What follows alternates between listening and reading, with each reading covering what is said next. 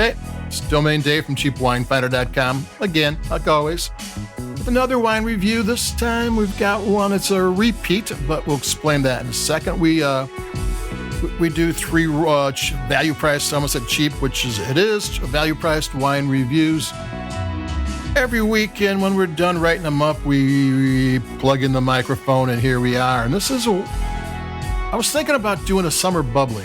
Under $20, solidly good champagne-style sparkling wine. And I started thinking, well, my favorite from Thanksgiving, Christmas, New Year's was the Piper Sonoma Brut. Why shouldn't that be the summer bubbly? Now, it's 7 months ago we did this, so this is a repeat.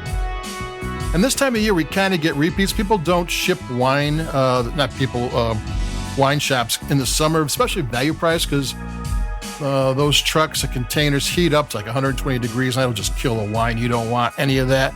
And air-conditioned trucks and containers, well, they're out there. It's kind of a luxury when they're trying to cut costs. So we've been revisiting vintages and revisiting wines, and we're seeing if this is every bit as good as I remembered it to be. It is. Piper Sonoma's been around. It's Piper Heisek is the champagne version of this. Piper Sonoma's been around since 1980, and this is not estate vineyards or anything. This is just different parts of Sonoma. It's 70% Chardonnay, 20% Pinot Noir, 3% Pinot Blanc. Pinot Blanc is a mutation of Pinot Noir. This one is stable. They intended to be Pinot Blanc, but in a Pinot Noir vineyard, you're likely to find green grapes every so often because they just switch sides. But that's here. And then they added 7% of reserve wine, which is the little bit upscale wine. And they added that to this to give it a little bit of a oomph. And it was memorable. I thought it was the best wine of the holiday season, 2023. Taste it, and it still is. Let's taste it right now.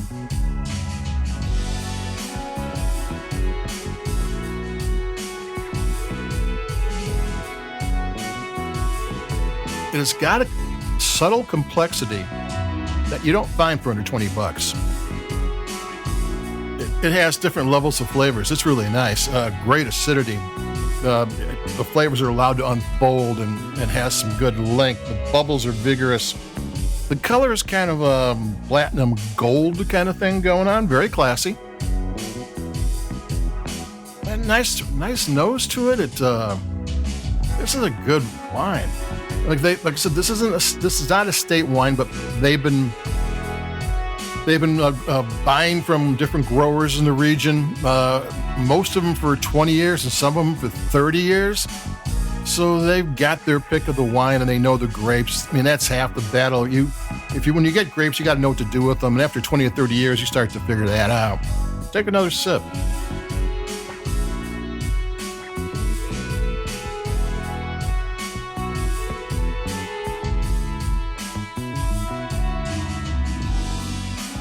Yeah, I mean, there's all sorts of flavors going on. It's a stew of flavors. The mid palate has a whole different, unique thing going on too. There's stone fruit. There's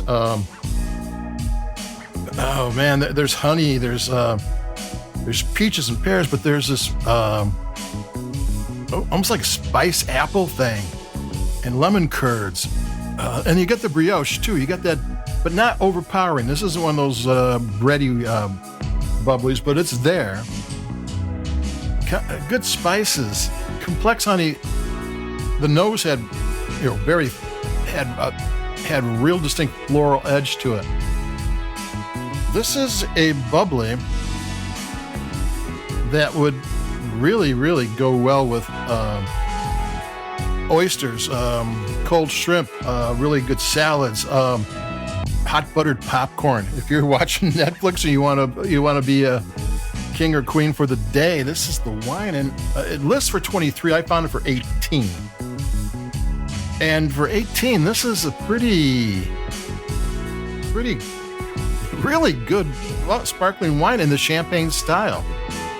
In the champagne, triage is the second fermentation where they bottle each wine, put some yeast and some sugar in there. Then after a minimum in champagne 18 months, the yeast and the sugar are gone. The bubbles are in the bottle. That's where the bubbles are.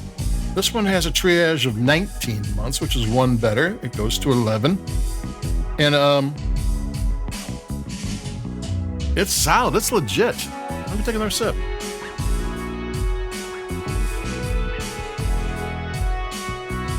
So my favorite bubbly of the holidays 2023 is also my favorite bubbly of the summer 2024. You know, maybe I'm being indulgent by drinking it twice, because I don't drink anything twice. I drink, well, occasionally, but everything I drink is, I'm always on to the next one. It's what keeps wine exciting. You're always looking for the next one. But the next one in this case was the old one, and it was really good. I'm kind of happy I broke my rule, and I went to revisit the Piper Sonoma Brut. It was delicious again. I don't think I'll do it for the holidays of 2024. I think I'm pushing it. But there you go. It's delicious. I have a Trader Joe's standard Pinot Noir. It's been around for like 8 or 9 vintages from Trader Joe's, and it's always a favorite too.